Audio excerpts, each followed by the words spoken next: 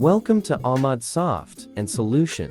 I am your instructor Ishtiaq Ahmad. In this video, we create one more tables. First of all, we create test record table. This table help us to perform test devices, and let's start to create the table.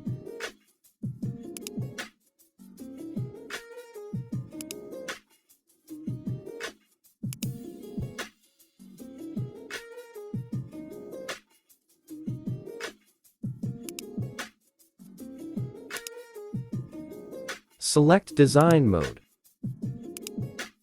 Enter the table name and click OK.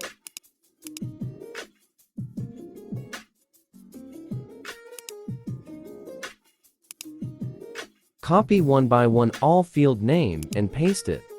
Watch carefully and create like this table in your database.